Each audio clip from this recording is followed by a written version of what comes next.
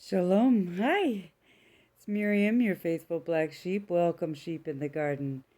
Well, I have a very interesting study for you today. We're going to begin in Exodus and finish in the Colburn Bible. And this is all about the wall of fire and the cloud, that they were following in the desert and what happened with the Egyptians. So let's begin in Exodus chapter 14, verse 10. And when Pharaoh drew nigh, the children of Israel lifted up Aleph and Tav divine their eyes, and behold, the Egyptians marched after them, and they were sore afraid. And the children of Israel cried out unto Yahweh, and we know they began to complain to Moses, why did you bring us out here to kill us in the desert?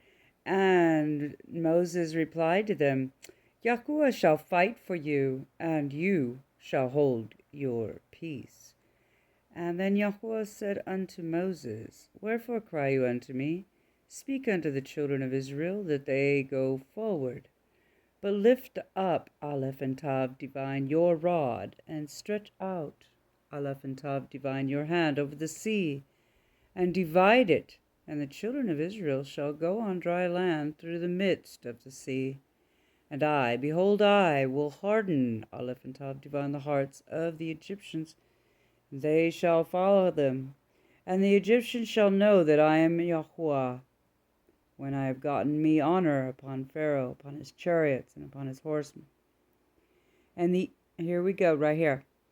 The angel of Elohim, which went before the camp of Israel, removed and went behind them. And the pillar of the cloud went from before their face and stood behind them. And it came between the camp of the Egyptians and the camp of Israel. And to the Egyptians it was a cloud of darkness. But it gave light, Aleph and Tav divine, by night to the Jews, so that the one came not near the other all the night.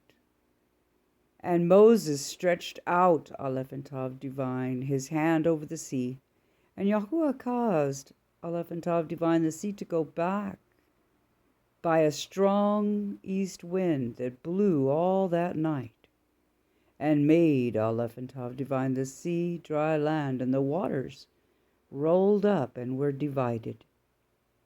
And the children of Israel went into the midst of the sea upon the dry ground, and the waters were a wall unto them on their right hand and on their left.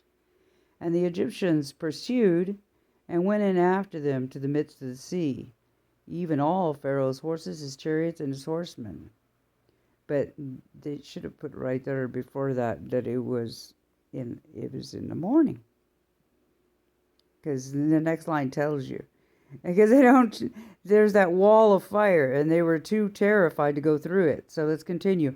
And it came to pass that in the morning, there they say it finally, in the morning watch, Yahuwah looked unto the host of the Egyptians through the pillar of fire and of the cloud, and troubled Aleph and Tav divine, the host of the Egyptians, and took off Aleph and Tav divine their chariot wheels, that they drove them heavily.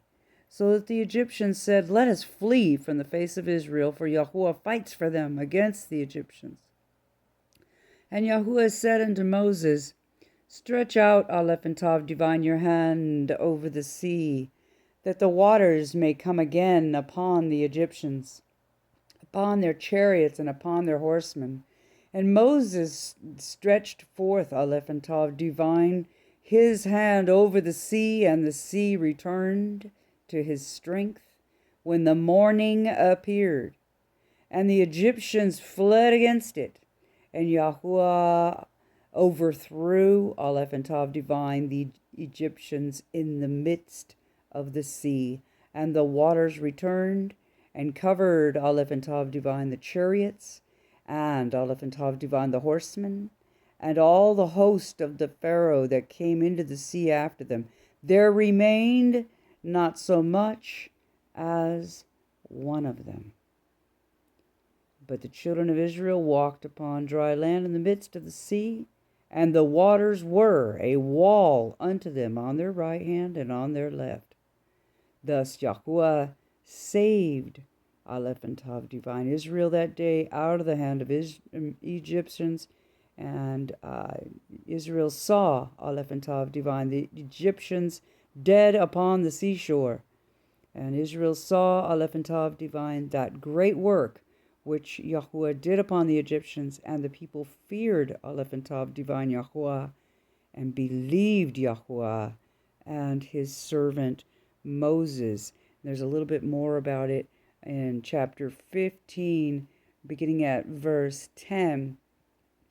You blew with your spirit, and the sea covered them. They sank as lead in the mighty waters. Who is like unto you, O Yahuwah, among the Elohim? Who is like you, glorious in holiness, fearful in praises, doing wonders? You stretched out your right hand, and the earth swallowed them. And you in your mercy have led forth the people which you have redeemed. You have guided them in your strength unto your holy habitation. And this is the exact same thing that he will be doing for those who are raptured out. Amen. And the people shall hear and be afraid. Sorrow shall take hold on the inhabitants. But I wanted to, right before we go to the Colburn Bible, let's read this. Verse 16, fear and dread shall fall upon them by the greatness of your arm. They shall be as still as a stone, till your people pass over, O Yahuwah. Like I said, they were too afraid of the wall of fire to follow the Jews into the ocean. The wall of fire lifted up, and then they started chasing them, right? O Yahuwah, till the people pass over which you have purchased. And what has Jesus done by dying on the cross for us? He has purchased us. Amen. Amen.